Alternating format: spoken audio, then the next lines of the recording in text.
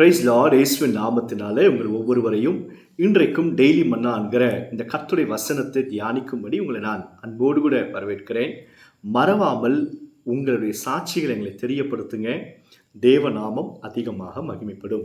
இந்த வசனத்தை கர்த்தர் உங்களோடு கூட பேசுவாரானா நிச்சயமாக கர்த்தர் அற்புதங்களை செய்ய ஆரம்பிக்கிறார் என்பதாக அர்த்தம். ஸோ நீங்கள் பெற்றுக்கொண்ட நன்மைகளை எங்களுக்கு தெரியப்படுத்துங்க. கர்த்தர் உங்களை ஆசீர்வதிப்பார். இன்றைக்கு நம்ம கர்த்தருடைய வசனத்தை சங்கீதம் 86:17 வசனத்தை நம்ம வாசித்து தியானிக்க போகிறோம். கர்த்தாவே, நீர் எனக்கு துணை செய்து என்னை தேற்றுகிறதை என் பகைஞர் கண்டு வெட்கப்படும்படிக்கு எனக்கு அனுகூலமாக ஒரு அடையாளத்தை காண்பித்தருளும் என்பதாக சங்கீதக்காரனாகிய தாவீது இதை ஜெபமாக விண்ணப்பமாக செய்கிறார்.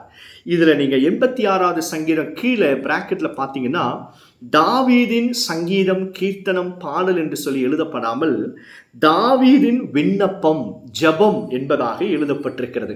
இந்த தாவீது சொல்லுகிறார், கர்த்தாவே, நீர் எனக்கு துணை செய்கிறத என் பகைஞன் கண்டு வெட்கப்படும்படியாக, என்னை நீங்க தேற்றுகிறதை கண்டு அவன் வெட்கப்படும்படியாக ஒரு அடையாளத்தை எனக்கு காண்பித்தருளும் என்பதாக விண்ணப்பம் பண்ணுகிறார்.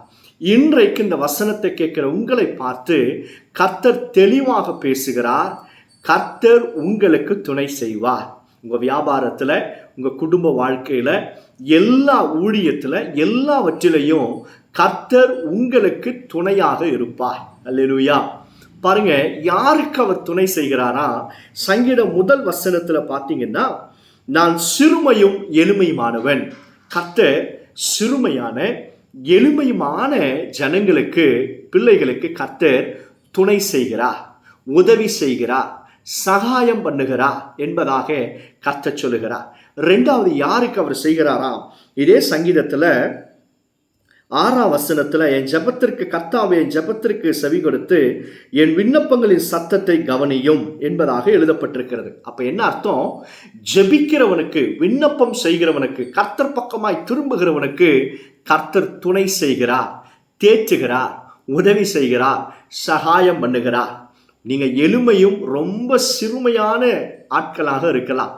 உங்களுக்கு படிப்பு கூட ரொம்ப கொஞ்சமாக தான் இருக்கலாம், பணம் இல்லாமல் இருக்கலாம், ஆள்பலம் இல்லாமல் இருக்கலாம், என்ன செய்வதுன்னு தெரியாமல் இருக்கிறார்.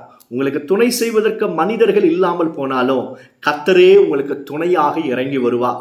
ஏசாயா 41:13 வசனத்துல சொல்லப்பட்டிருக்கு, பயப்படாத, கர்த்தர் உனக்கு துணை செய்வார், நான் உனக்கு துணை செய்வேன் என்பதாக கர்த்தர் சொல்லுகிறார்.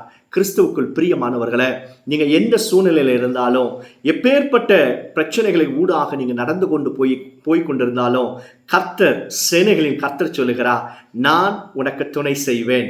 பயப்படாதீங்க. பண பிரச்சனையாக இருக்கலாம், உறவுகளில் பிரச்சனைகளாக இருக்கலாம், வேலை ஸ்தலத்தில் பிரச்சனையாக இருக்கலாம். இன்றைக்கு சேனைகளின் கர்த்தர் இயேசுவின் நாமத்தினால உங்களை பார்த்து சொல்லுகிறார், நான் உனக்கு துணை செய்வேன். அல்லேலூயா. இந்த வசனத்தை விசுவாசிங்க. வேதத்தில் அநேகருக்கு தேவன் துணை செய்திருக்கிறார். யாக்கோபுங்கிற மனுஷனுக்கு 10 முறை சொந்த மாமனார சம்பளத்தை மாற்றி மாற்றி போட்டாராம். சம்பளமே கொடுக்காம அவனை ஏமாத்த பார்த்தார். ஆனா சொப்பனத்துல கர்த்தர் யாக்கோபுக்காக லாபானோடு கூட பேசினார். இப்படியாக கர்த்தர் யாக்கோபுக்கு துணை செய்தார். இப்படிதான் கர்த்தர் நமக்கும் துணை செய்வார். பயப்படாதீங்க, கலங்க வேண்டாம். கர்த்தரே உனக்காக வழக்காடுவார்.